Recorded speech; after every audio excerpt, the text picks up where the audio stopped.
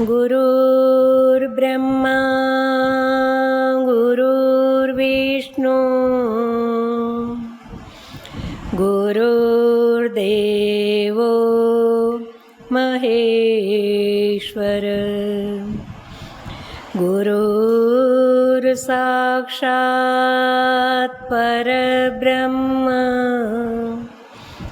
तस्मै श्री गुरुवे नमः। अखंड आनंदबोधेन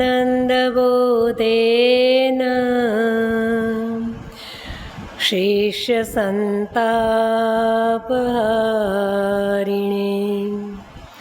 परमानंदरूपाय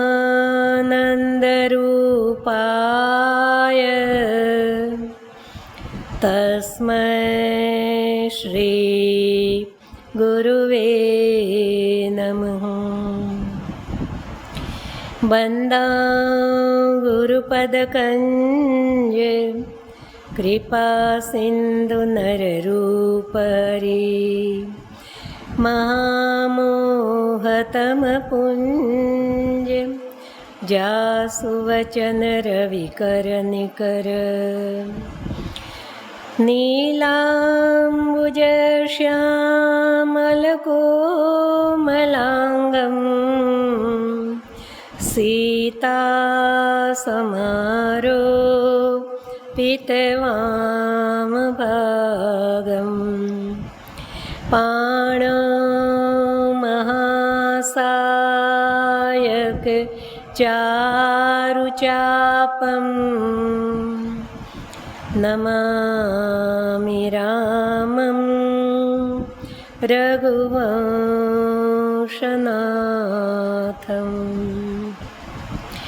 शरणागत दीनार्त परित्राण परायण सर्वस्यार्ति हरदेव हे श्री राम नमोस्तुते। प्रणव पवन कुमार खलबन पावक ज्ञान गण जासु हृदयागार बसहि राम शर चापदर। रामचरितमानस विमल संतन जीवन प्राण हिंदुआन को वेद सम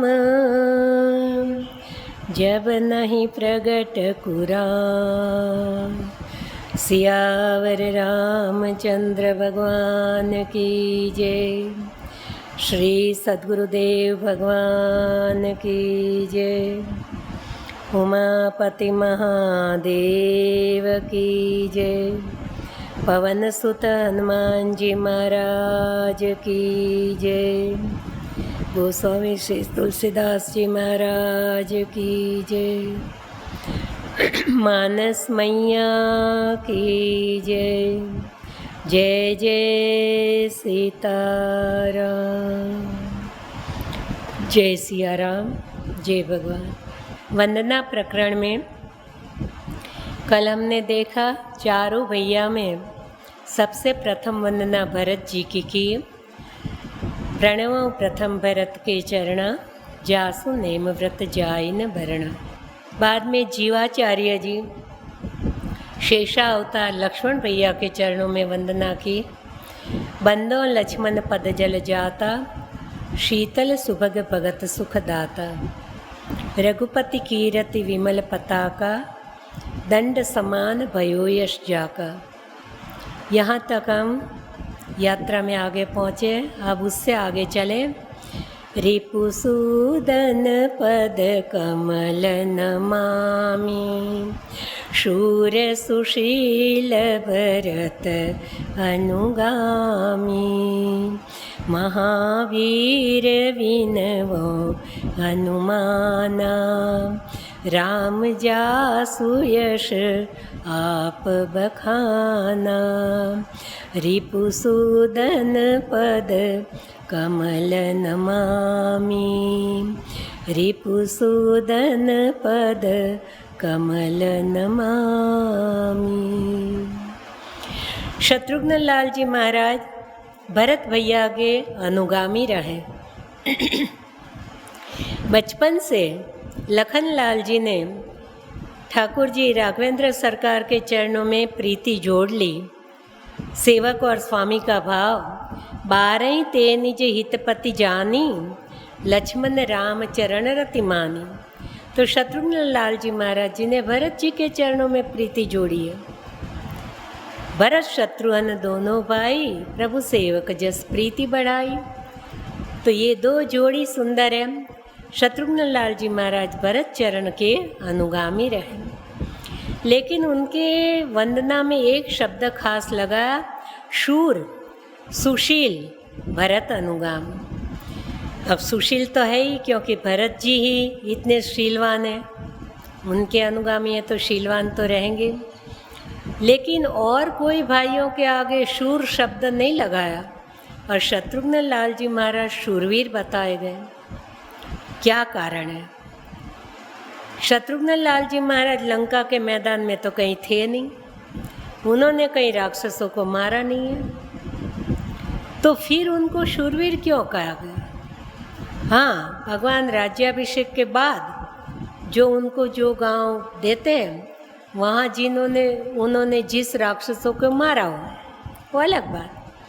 लेकिन हम थोड़ा अलग ढंग से देखें तो शत्रुघ्न लाल जी महाराज जी को शूरवीर क्यों कहा गया, एक भाव ऐसा मिलता है जो आपके सामने रखने जा रही हूँ। क्रोध पाप कर मूल, जय वश जनन उचित करहीं, चरई विश्व प्रतिकूल। काम क्रोध लोभ ये 3 प्रबल शत्रु है।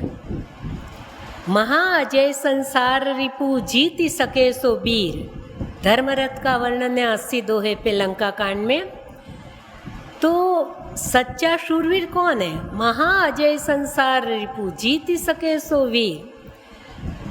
तो भीतरी दुश्मनों को जो जीत ले, तो काम क्रोध लोभ ये प्रबल शत्रु माने गए। अब शत्रुघ्न लाल जी महाराज जी ने भगवान श्री राम जी के कार्य क्षेत्र में एक को प्रहार किया मंत्रा पे। तेहि अवसर कुबरीत आई, बसन विभूषण विविध बनाई। हुम की लात तकी कुबर मारा, परी मुँह भरी मही करती पुकार। दौड़ कर उनको गुस्सा था, क्योंकि सबसे छोटा हूँ, मैं कुछ बोल नहीं पा रहा हूँ। कई माँ के लिए भी मैं क्या करूँ क्या नहीं, अंदर ही अंदर गुस्सा उफन रहा था। तो क्रोध के आवेश में दौड़कर एक लात मारी, धरती पर पड़ी, कपाल फूटा, कुबर टूट गया। मंत्रा को लोभ का प्रतीक कहा गया। जैसे क्रोध पाप का मूल है, ऐसा कहते हैं लोभ पाप का बाप है। काम क्रोध को जीतना शायद फिर भी सहज हो जाएगा, लेकिन लोभ को जीतना बहुत ही कठिन है। कैसे? कुछ उम्र हो गई, हमारी इच्छा से प्रतिकूल हम देखेंगे और हमको क्रोध आ जाएगा। हमारी इच्छा से प्रतिकूल कुछ सुनेंगे, हमें क्रोध आ जाएगा। लेकिन उम्र हो गई, ठीक से दिखाई नहीं देता, ठीक से सुनाई नहीं देता, उनका क्रोध कम हो जाता है। क्योंकि सुनेंगे नहीं, देखेंगे नहीं, तो क्रोध कहाँ से आएगा? वो नीचे देख के बैठे रहते हैं कि ना जाने क्या कहा, कुछ पता नहीं। हाँ, और ऐसे बूढ़े लोगों से छिपाने के लिए कोई बात करते हैं तो धीरे धीरे करते हैं कि वो दादाजी सुने नहीं, इधर आ जाओ। हाँ, तो अच्छा, क्रोध पे काबू हुआ। कामना, शरीर काम नहीं करता, दिमाग काम नहीं करता। कामना यानी केवल विषय भोग नहीं है, अनेक प्रकार की कामना है। बाजार जाना है, फलाने को मिलना है, मॉल में जाना है, ये लेना है, वो लेना है, फलाने की शादी में जाना है, फलाने पिक्चर में जाना है, फलानी पार्टी में जाना है, होटल में जाना है। कुछ उम्र होने पे जब शरीर में शक्ति नहीं रहेगी तो कहेंगे भाई हमको दूध रोटी घर में दे देना, आपको बाहर खाना खाने जाना हो तो जाओ, फलाने की शादी में अब तुम लोग ये व्यवहारिक बातें संभालो, हम बहुत शादी ब्याह में गए, अब हमारे बस की बात नहीं है। बाज़ार कुछ खरीदने जाना है, अब हमें बाज़ार जाना अच्छा नहीं है, तुम लोग करो। तो ये अनेक प्रकार की कामनाएं भी अपने आप कंट्रोल आ जाता है, लेकिन अंतिम सांस तक लोभ नहीं छूटता। दृष्टांत के रूप में एक बताते हैं बात। एक दादाजी के माताजी तो स्वर्गवास सिधार गई। अब दादाजी अकेले रह गए, 4 बेटे थे, छोटे बेटे के साथ में रहते थे। बंटवारा कर दिया, सभी बच्चों को अपने पास जो भी था सौंप दिया सब। अब छोटे बेटे के पास रहते थे तो छोटे बेटे की बहू बहुत चालाक थी। 3-4 तोले की जंजीर सोने की गले में एक पकड़ के रखी थी कि ये तो मैं किसी को नहीं दूंगा, जो मेरी सेवा करेगा उसके हिस्से में जाएगी। तो छोटी बहू ने सोचा है तो मेरी, पर अंत समय में सब इकट्ठे हो जाएं और मेरी कुछ चले नहीं बड़े भाइयों के पास में और कोई ले ले तो दादाजी बीमार हुए। अब कभी बेहोश हो जाते, कभी थोड़े होश में आ जाते। अब अंतिम इच्छा उनकी यही थी, मेरी सांकड़ी कहाँ गई। पूरा बोल नहीं पाते थे, जैसे होश में आए ढूंढते, सा सा सा सा करके सांकली पकड़ लेते। फिर थोड़ी देर बेहोश हो जाते तो हाथ से छूट जाती, फिर होश में आते, फिर सा सा करने लगते। अब बहुत ही अंतिम स्थिति आई। सबने सोचा अब दादाजी कुछ समय के लिए मेहमान हैं। तीनों बेटे बहू को बुला लिए बाहर गांव से। अब चारों बेटे बहू इकट्ठे हो गए। वो छोटी बहू ने सोचा अब सब आ गए, सब इधर उधर जाए तो मैं इनके गले से निकाल लूँ, क्योंकि फिर मेरे हाथ लगे न लगे क्या ठिकाना। दादाजी कुछ होश गंवाए, इधर उधर सब भाई लोग गए, जिठानियाँ सब इधर उधर काम में थी, धीरे से उसने निकाली। दादाजी होश में आए और फिर वही सा सा सा करने लगे। अब हाथ में सांकली मिले नहीं, वो जंजीर आए नहीं हाथ में, और भी घबरा गए। अंतिम इच्छा उनकी रह गई, सा सा सा सा, और भी चिल्लाने लग गए। सब इकट्ठे हो गए। दादाजी क्या हो रहा है, क्या हो रहा है, गले में कुछ तकलीफ है? बोले नहीं, सा सा सा। अब बोले कि इनको क्या तकलीफ है? बोले कि हम तो समझ नहीं पा रहे हैं, छोटी बहू सेवा करती है, साथ में रहती है, उनको बुलाकर पूछो क्या कहना चाहते हैं। बुलाए गए उनको। बोले देखो तो बेटा क्या कह रहे हैं दादाजी। बोले बोलो दादा क्या है, क्या है। नाटक किया 2-4 बार। अब वो तो वही सा सा करते रहे। अब वो छोटी बहू के, हाँ ये जो तिल पापड़ी होती है ना, उसको गुजराती में तल सांकड़ी बोलते हैं। तो बोले कि इनको है ना तल सांकड़ी बहुत पसंद है, बहुत भाती है। अब गले पानी भी नहीं उतर रहा है और ये तल सांकड़ी खाने को मन कर रहा है, तो बोलो देनी चाहिए क्या ऐसी हालत में? फिर भी आप लोग कहो तो दे दूँ। तो सब बोले नहीं नहीं दादाजी तो अभी कहाँ होश में है, वो तो ऐसी स्थिति में कुछ भी मांगेंगे, नहीं देना है। उसने मन में कहा वो सांकली देने वाली भी नहीं। अब वो दादाजी सा सा सा सा करते चले गए। अंतिम इच्छा रह गई सांकली में। अब वही दूसरा जन्म। कुछ समय के बाद वो बहू के यहाँ बेटे का जन्म हुआ।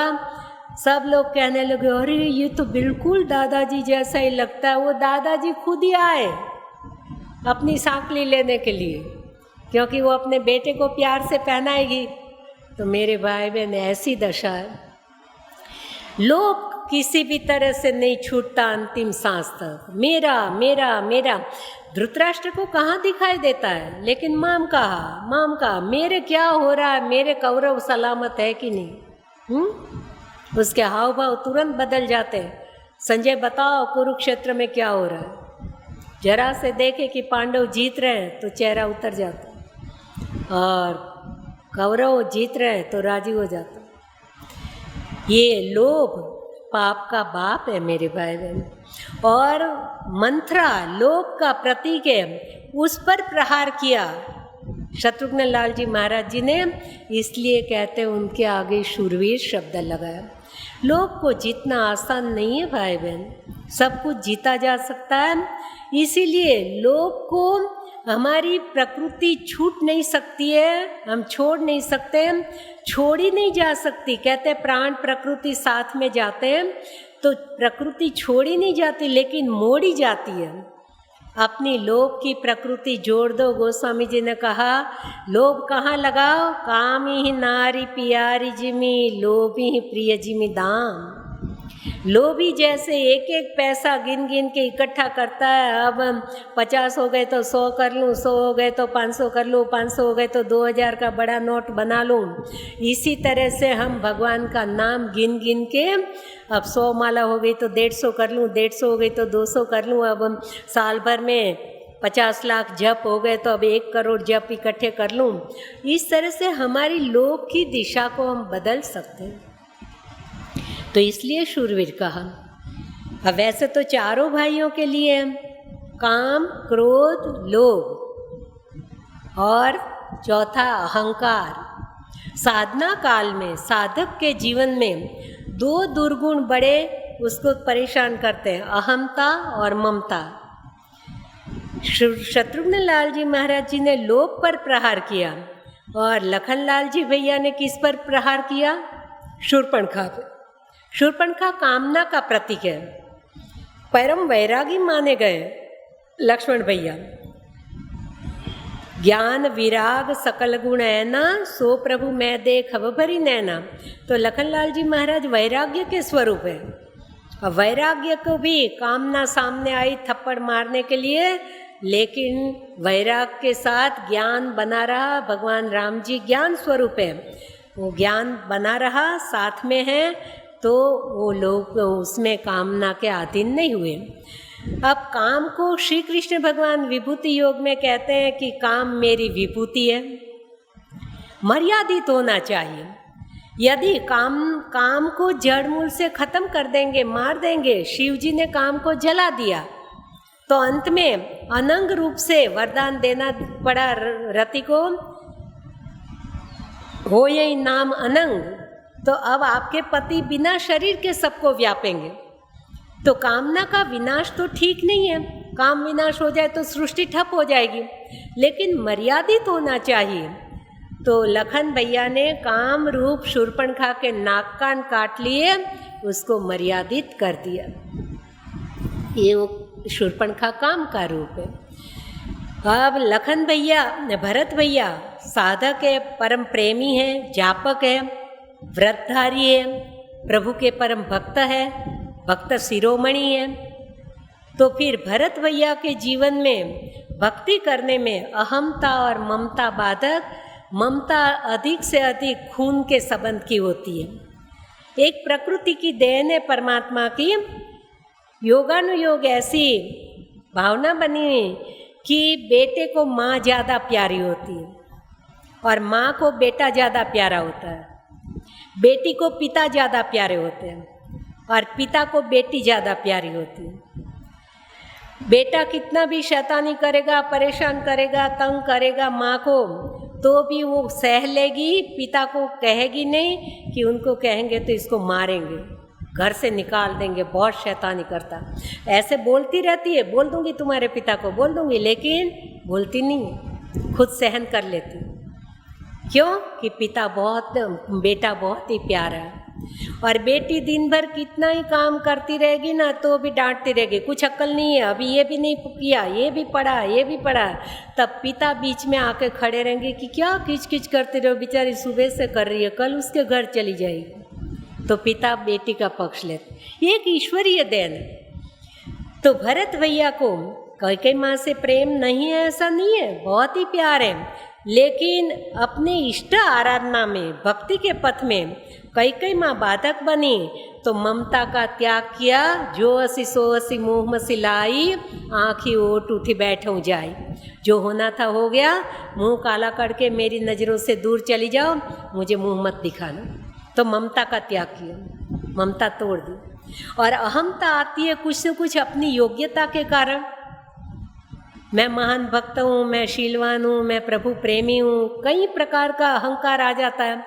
ये गिन गिन के अपने दोष ही गा रहे हैं, अपने अवगुण को ही देख रहे हैं। जो अपने अवगुण को ही, अपनी गलतियों को ही देख रहे हैं, उनको अहंकार कहाँ से आएगा। यद्यपि जन्म कुमातु ते मैं शठ सदा सदो, सापुन जानिन त्यागी हैं मोहि रघुवीर भरोस, वे मोहि कारण सकल उपाधि।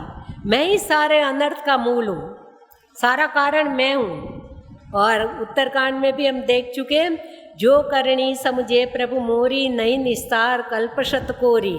हे प्रभु, मेरे इतने सारे अवगुण हैं कि उसके सामने आप देखेंगे तो 100 कल्पों तक उसका निस्तार नहीं होगा। मैं इतना अवगुणी हूँ। जो अपने अवगुण को ही गाते रहेंगे, देखते रहेंगे, उसको अहमता कहाँ से आएगी। तो भरत जी ने अपने जीवन में से अहमता और ममता को खत्म किया। लखनलाल जी भैया ने काम रूपी शूर्पणखा को दंडित किया।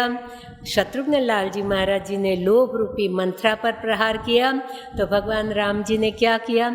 क्रोध तो अच्छा नहीं है, क्रोध तो जड़मूल से खत्म ही कर देना चाहिए। क्रोध को चांडाल कहा है। क्रोध अच्छा नहीं है। क्रोध के अधीन होकर या तो खुद मर जाता या दूसरे को मार देता, मारू या मरू।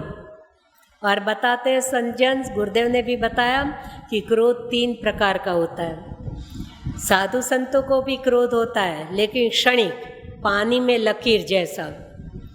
जल बह रहा है, उसमें कोई अंगुली से लकीर करेगा, कितनी देर टिकेगी वो लकीर?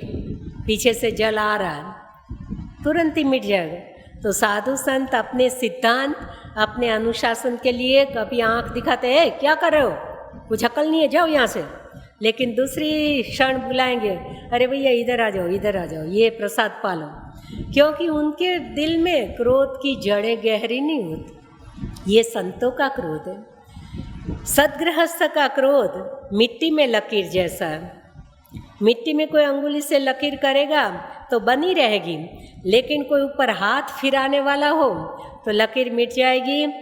गृहस्थाश्रम में कभी माताएं बहनें क्रोध में आ जाएं तो भाई लोग समझाएंगे, अरे छोड़ो ना झंझट, वो तो ऐसे है, तुम भी क्या ये कर रही हो, हाँ मत्था पच्ची छोड़ो, दिमाग खराब करती हो। तो क्रोध शांत हो जाता। कभी पुरुष वर्ग क्रोध में आते हैं तो माताएं समझाएंगी कि वो ऐसे, आप भी ऐसे बेकार का जी जलाते हो, जाने दो ना इस बात को। तो फिर भाई लोग का क्रोध उतर जाए। कोई हाथ फिराने वाला चाहिए, मिट्टी में लकीर जैसा। लेकिन दुर्जनों का, दुष्टों का क्रोध मारूं या मरूं, लोहे में पत्थर में लकीर जैसा है। ये क्रोध अच्छा नहीं है। क्रोध के कारण न करने का व्यक्ति कर बैठता है। तो ऐसे क्रोध को तो जड़मूल से खत्म करना ठीक है। तो भगवान श्री राम जी ने ताड़िका का विनाश किया। सुनी ताड़िका क्रोध करी धाई, क्रोध रूप ताड़िका सामने आई और एक ही बाण प्राण हरि लीना, दीन जानिते निज पद दीना।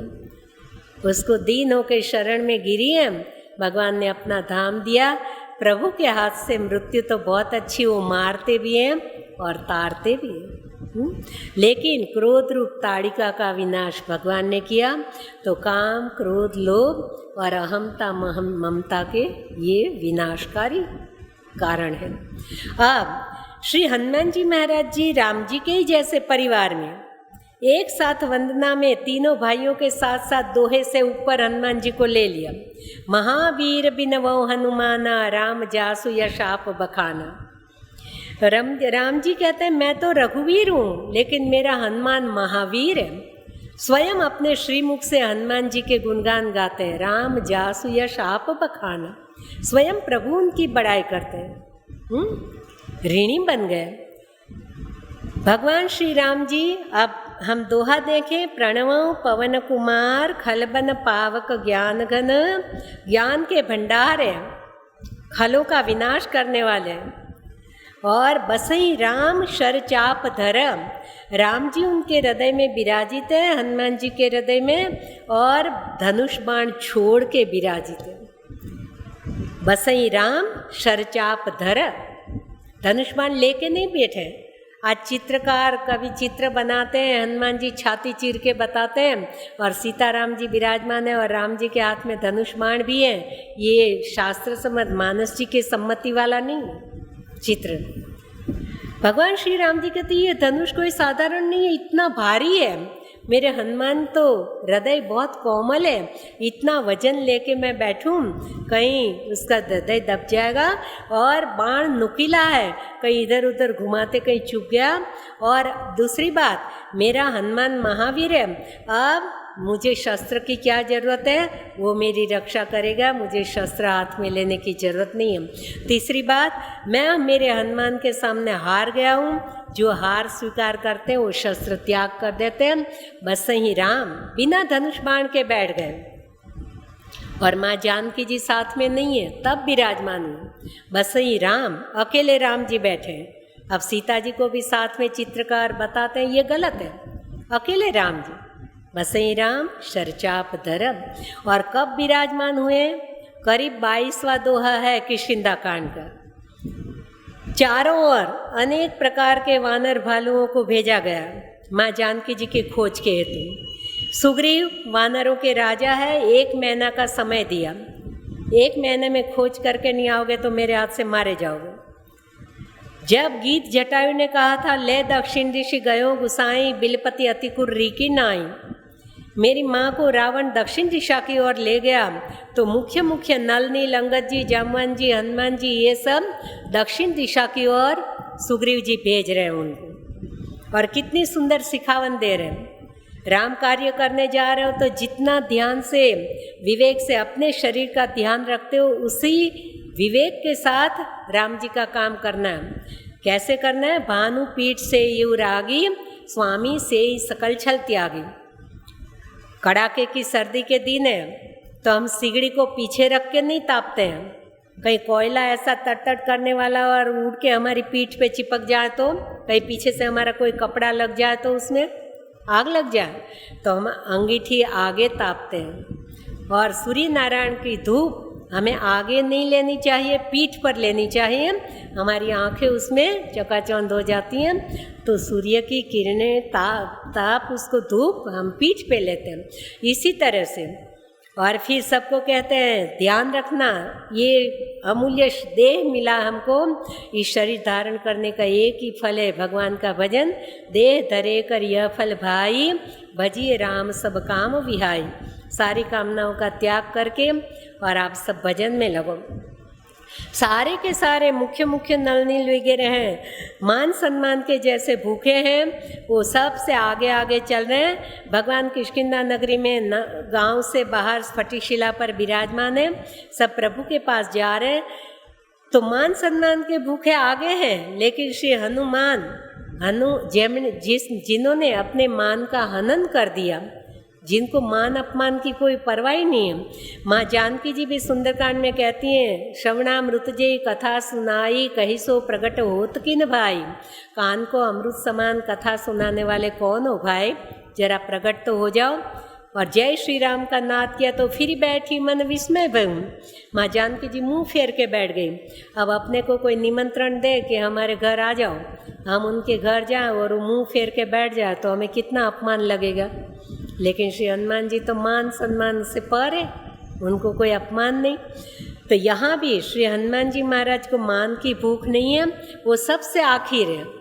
आज समाज में भी कोई ऐसा कार्य करना हो, बड़ा काम हो रहा हो, तो जो शोभा के दिखावे के हैं वो आगे आगे चलेंगे, और नींव के पत्थर जो इतनी मेहनत करते हैं, जिनके कारण सारा आयोजन हुआ, वो कहीं मुंह भी नहीं दिखाते हैं। वो उनको मान सम्मान स्टेज पे बुलाकर उनको फूल माला पहनाना करना वो पसंद नहीं करते हैं। वो हनुमान जी जैसे सेवक है। तो पाछे पवन तनय सिर नावा, जानी काज प्रभु निकट बुलावा।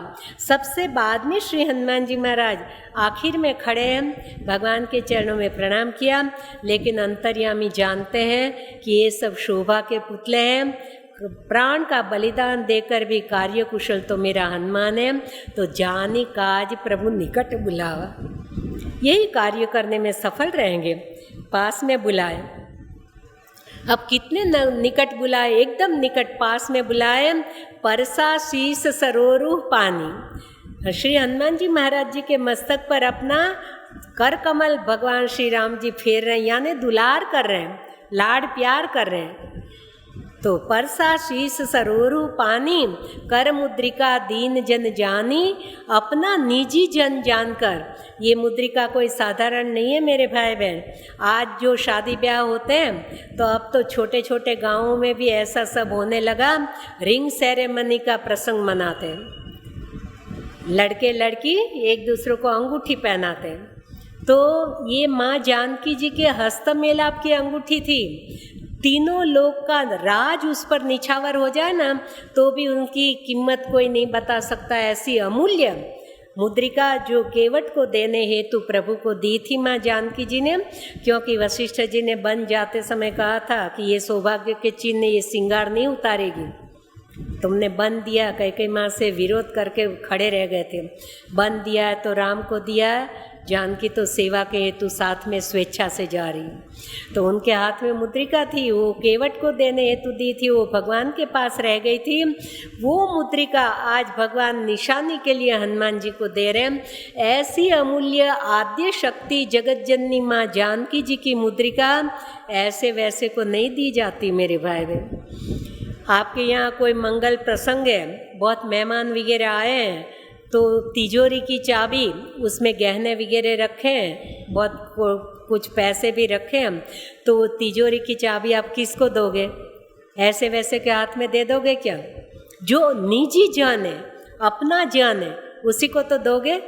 तो इतने नल नील जामवान जी सब थे, पर हनुमान जी निज जन जानी, अपनी मुद्रिका अपना जन जानकर हनुमान जी को दी। परसा शीस सरोरु पानी, कर मुद्रिका दीन जन जानी। अब भगवान श्री राम जी दो काम बता रहे हैं। हनुमान तुम जाओ और दो काम करना, कहीं बल बिरह बेगी तुम आयो। जानकी के पास जाना, मेरा बल बताना उसको, और मेरा विरह भी कहना कि उसके बिना मैं बहुत दुखी हूँ।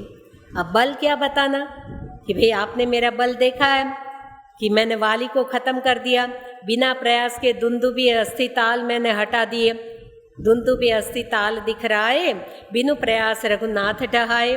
श्री हनुमान जी महाराज किष्किंधा कांड में प्रभु से मिले, उसके बाद तुरंत ही दुंदुभी राक्षस के हड्डियाँ और ताल वृक्ष ब्रह्म की परीक्षा हेतु सुग्रीव ने बताए, तो तुरंत भगवान ने बिना मेहनत के हटा दिए।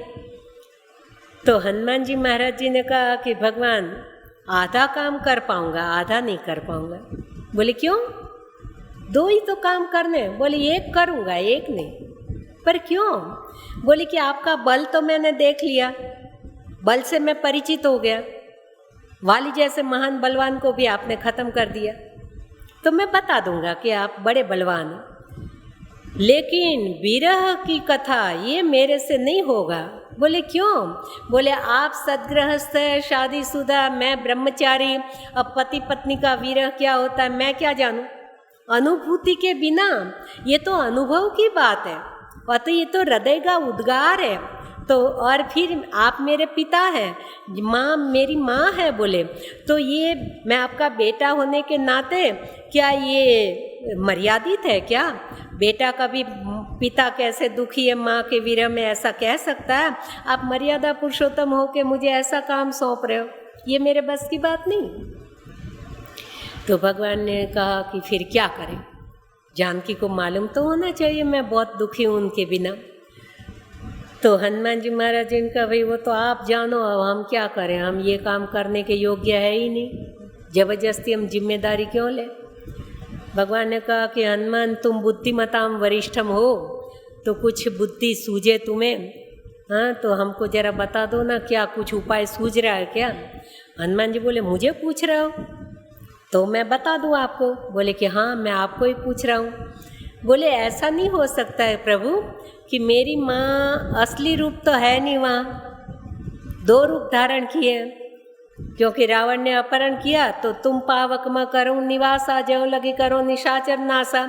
असली रूप तो मेरी माँ का आपने अग्नि में प्रवेश करवा दिया है, तो माया रूप है वहाँ। तो फिर मेरी माँ दो रूप धारण कर सकती है तो आप नहीं कर सकते हो क्या? एक स्वरूप से यहाँ विराजमान रहो, बैठे रहो, और एक आ जाओ मेरे साथ में, हाँ, ले चलता हूँ साथ में। और मैं तो शिव स्वरूप हूँ। आपका नाम लेते ही मेरे को कोई राम के बदले केवल र बोले ना, राम के बदले पहले रावण कोई बोले तो रा सुनूँ ना, तब तक तो समाधि लग जाती है बोले।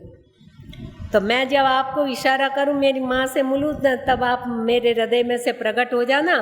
मैं सहज समाधि भली ध्यान मगन हो जाऊंगा और एकांत आपको मिल जाएगा। मेरी माँ से जितने गाने गाना हो, जितना अपना दुख सुनाना हो सुना लेना, और चलो साथ में। हनुमत जन्म सुफल करी जाना, चले हृदय धरी कृपा निधान। धन्य हो गया मैं, मेरा जन्म सफल हो गया प्रभु। आज आप मेरे हृदय में आ गए, मेरा जीवन धन्य बन गया। हृदय में प्रभु को धारण करके श्री हनुमान जी महाराज जी ने यात्रा प्रारंभ किए। ये इसीलिए बस ही राम शरचाप धरम। जब प्रवेश किया हृदय में, तब जानकी जी साथ में नहीं है। जानकी जी तो श्रीलंका में विराजित है, इसलिए जानकी जी साथ में नहीं है। बस ही राम अकेले बैठे। और सुंदरकांड की शुरुआत होगी ना, तो ये प्रमाण बहुत ही मिलते हैं। जामवंत के वचन सुहाए, सुनि हनुमंत हृदय अति भाए। तब लगी मोहि पर खेव तुम भाई, सही दुख कंद मूल फल खाई। जब लगी आओ सीतई देखी, होई काज मोहि हर्ष विशेखी। यह कई नाय सबन का माथा, चले हरखी धरी रघुनाथ। राजी होकर हृदय में प्रभु को लेकर चले। फिर उड़ान भरिए। तो ऐसे हनुमान जी ऐसे चरण पे आधारित ऐसे नहीं जा रहे, पीछे से चरण ऊंचे कर लिए, हाँ, और ऐसे गदा हाथ में है, और ऐसे प्लेन जैसे चलता है ऐसे उल्टे हो गए और ऐसी उड़ान भरी है। तो हृदय में बैठे हैं, जो प्लेन में गए हो उनको मालूम कि जब प्लेन टेक ऑफ करता है, ऊपर उड़ने की तैयारी, तो जब प्लेन उड़ान भरता है तब जाहिर किया जाता है पेटी बांध लो, पट्टा बांधना पड़ता है, नहीं तो धक्का लगे गिर जाओ। तो जब हनुमान जी महाराज जी ने उड़ान भरी, तो भगवान से कहा सावधान, मैं उल्टा हो रहा हूँ, बार बार रघुवीर संभारी। बार बार संभाल रहे हैं कि गिर मत जाना कहीं, ध्यान रखना। अब साथ में ले गए तो ध्यान तो रखना पड़ता है ना। चले हृदय धरी कृपा निधान। श्री हनुमान जी महाराज जी को हृदय, भगवान को हृदय में धारण करके यात्रा का प्रारंभ करते हैं मेरे भाई बहन। और श्री हनुमान जी महाराज प्रभु के बेटे तो है ही है।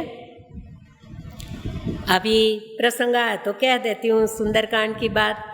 अब भगवान हनुमान जी के हृदय में विराजित हैं, तो अंदर बैठे बैठे सारा हिसाब किताब कर रहे हैं कि देखे जानकी इनके साथ कैसे व्यवहार करती हैं, ये उनकी माँ के साथ कैसे।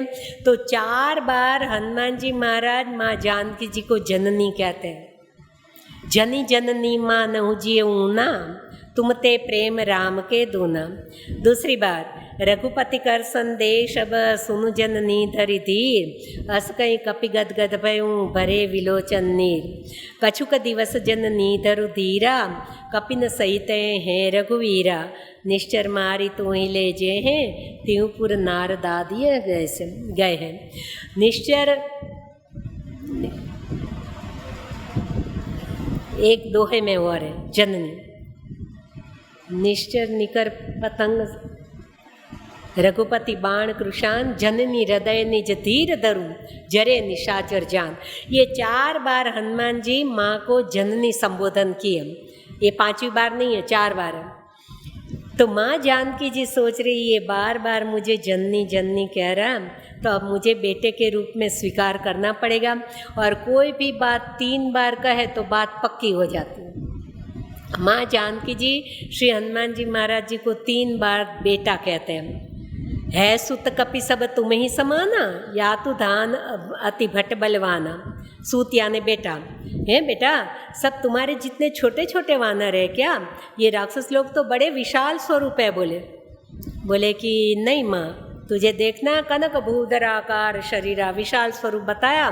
जानकी जी तो चित्र लिखित कपि देखी डराती, राजभवन में वानर का चित्र लेकर डर जाती थी। तो इतना विशाल स्वरूप देखा था, आंखें बंद कर दी, बस हनुमान डर लगता है, छोटे थे जितने थे हो जाओ। अब हनुमान जी छोटे हो गए और फिर माँ ने राजी होकर आशीर्वाद दिया, अजर अमर गुण निधि सुत हो। दूसरी बार बेटा कह दिया। बेटा अजर बनो, अमर बनो, गुण के भंडार बनो, करें सदा रघुनायक छो, वो बाद में लेंगे, पहले बता चुकी हूँ। बार बार करें कृपा प्रभु असुनिकाना, निर्भर प्रेम मगन अनुमाना, बार बार नायो पद सीसा, बोला वचन जोरी कर किसा। माँ अब कृत कृत्य भयऊ मैं, माता आशीष तो अमोघ विख्यात। अब क्या विषय चल रहा है, एकदम विषयांतर कर दिया, बात बदल दी। माँ अब मुझे और कुछ ज़्यादा चाहिए नहीं, सुनना नहीं है, सुनो माँ तुम्हें अतिशय भूखा, मुझे बहुत ज़्यादा भूख लगी है। अब इतना कह देते भूख लगी है, तो भूख लगी है नहीं कहा, अति भूख लगी है नहीं कहा, अतिशय भूख लगी, गुड बेटर बेस्ट, बहुत ज़्यादा भूख लगी। और वैसे नहीं लगी थी, लागी देखी सुंदर फल रूखा। ये अशोक वाटिका में बड़े बड़े फल दिखाई दे रहे हैं ना, वो देखकर मुझे बहुत ज़्यादा, क्योंकि अब शैतानी तूफान करने का मन में आ रहा है, तो मुझे बहुत ही भूख लगी। तब तीसरी बार माँ ने कहा, सुनु सुत करही विपिन रखवारी, परम सुबट रज नीचर भारी। तीसरी बार सूत कह दिया। अब चौथी बार माँ नहीं कहती है, भगवान राम जी का एक बार का ऋण बाकी रह गया। अब हनुमान ने तो 4 बार जननी कह दिया।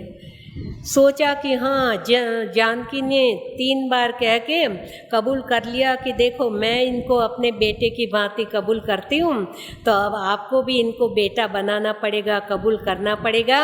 हनुमान जी वापस लौटकर जब संदेश सुनाते हैं माँ जानकी जी का, तब प्रभु ने स्वीकार कर लिया, सुनु सुत तो ही ऋण में नाही, देखे करी विचार मन माही। आपकी माँ ने आपको 3 बार बेटा कह के मेरे पर छोड़ दिया कि अब चौथी बार आप स्वीकार कर लो। तो श्री हनुमान जी महाराज प्रभु के बेटे, दूध तो है ही है, हाँ, इतना प्रेम है, इतना भाव, तो बस ही राम शर चाप धर।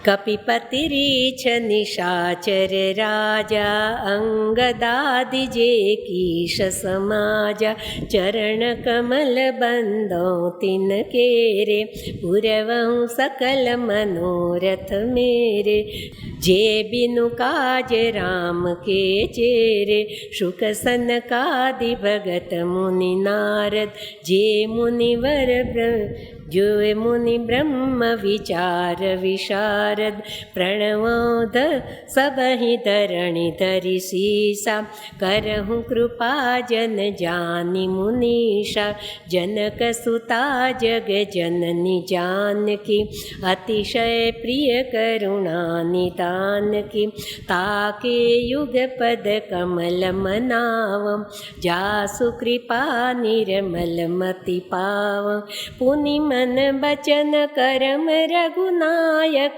चरण कमल बंदो सब लायक, राजीव नयन धरे धनुषायक, भगत विपति भंजन सुखदायक, गिरा रथ जल बीच सम कयत भिन्न भिन्न, बंदो सीताराम पद जिन्हि परम प्रिय खिन्न, सियावर रामचंद्र जी की जय। कपिपति सुग्रीव, रीछपति जामवान जी, नल नीलादि बिना काम के, बिना स्वार्थ के राम जी के चेहरे बनकर प्रभु की सेवा में समर्पित हुए। वो सारे छोटे बड़े वानर भालू सबको गोस्वामी जी वंदन करते हैं। ऋषि मुनि नारद जी आदि संकादि ऋषि सब भगत भगवान के, सबको धरती पर मस्तक टेक कर आदर मान के साथ प्रणाम किया। अब आद्य शक्ति जगत जननी माँ जानकी जी उनके चरणों में प्रणाम न करके उनके दोनों चरण पकड़ के माँ को मना रहे हैं। ये थोड़ा आगे हम देख चुके हैं, फिर भी थोड़ा स्पर्श करके आगे चले हम। जनक सुता जग जननी जानकी, जनक नंदिनी आद्य शक्ति माँ जानकी जी जगत की जननी है और प्रभु की अतिशय प्रिय है।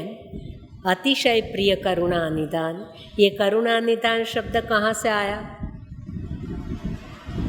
आपको मालूम है?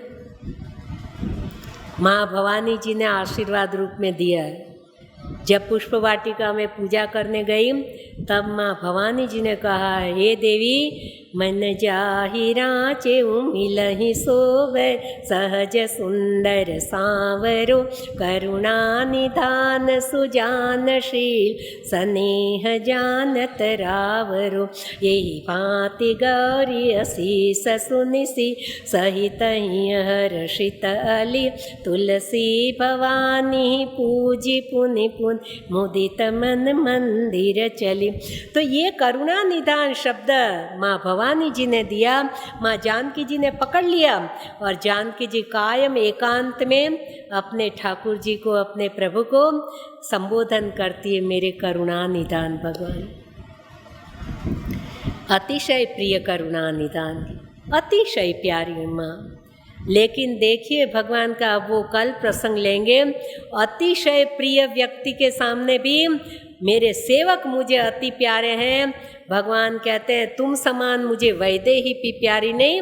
उत्तरकांड का 16वां दोहा, अनुज राज संपत्ति वैदेही देह गे परिवार स्नेही सब मम प्रिय नहीं तुम्हें ही समान। मृषा न कहो मोरिया बान। सारे वानर भालुओं को कहते ये 8 व्यक्ति, उसमें माँ वैदेही जी को भी रख दिया। बोले तुम्हारे समान तो जीव प्राण के बलिदान से मेरे साथ लंका में युद्ध किया, तो तुम सबके समान तो मुझे वैदेही भी प्यारी नहीं। देखिए भगवान सेवकों के प्रति क्या क्या निछावर करते।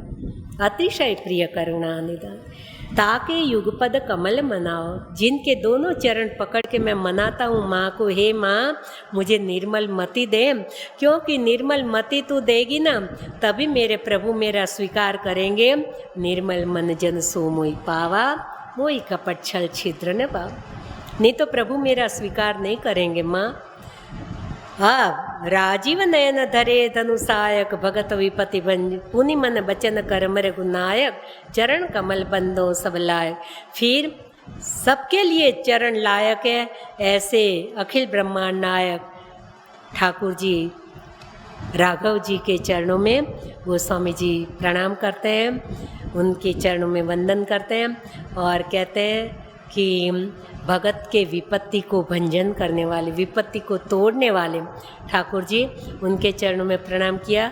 ये आखिरी मैंने थोड़ा समेट लिया, समय पूरा होने पे कल उसको थोड़ा विस्तृत ले लूँगी। पानी और उसका अर्थ, पानी और उसकी लहर, व्यक्ति उसकी परछाई, चांद सूरज उसकी किरण। बोलने में 2-2 चीज़ें लेकिन तत्वतः एक ही है। नगरी से गांव से बाहर तालाब भरा हो, कोई कहे कि पानी में लहर उठ रही है, ऊपर ऊपर से लहर ले आओ, पानी मत लाना, संभवित है। कोई किसी को कहे कि बहन भाई आप यहाँ आओ पर आपकी परछाई को साथ में मत लाना, तो संभव है। वैसे सीताराम, राधे श्याम, शिव पार्वती जी बोलने में 2-2 हैं, शक्ति शक्तिमान अलग नहीं है, दोनों एक ही रूप है। तो भिन्न भाव से भी सीताराम जी की वंदना की, अब अभिन्न भाव से तत्वतः एक ही है। गिरा अर्थ जल बीच सम कहियत भिन्न न भिन्न बंदव सीताराम पद जिन्हीं परम प्रिय खिन। कोई खिन्न है, कोई दुखी है, दुनियादारी के सामने मत जाओ, वहाँ वो कुछ नहीं कर देंगे। और खिन्नता गानी है, दुख गाना है तो प्रभु के पास जाओ। जिनको खिन्न लोग, दुखी लोग बहुत ही प्रिय है, जिन्हीं परम प्रिय खिन्न है। जीवन भर मेहनत करते रहो। कोई जीव ऐसा है कि पूरे की पूरी दुनिया को राजी कर पाया है?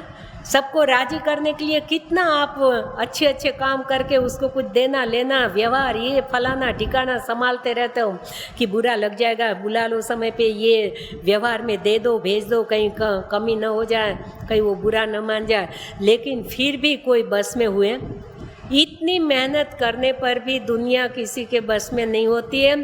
तो रोज़ 1-2 घंटा ठाकुर जी को मना लो, वो ऐसे राजी हो जाएंगे, ऐसे राजी हो जाएंगे कि किसी की ज़रूरत ही नहीं। जिनको राजी करना है उनको कर लो ना। हाँ, वो बेचारे कुछ चाहते भी नहीं हमसे, पर वो चाहे तो हम क्या दे सकते हैं उनको। हाँ, तो ठाकुर जी के लिए समय निकालें, यही है मेरे भाई बहन। अब समय पूरा हुआ, विराम। जय सिया राम, जय भगवान।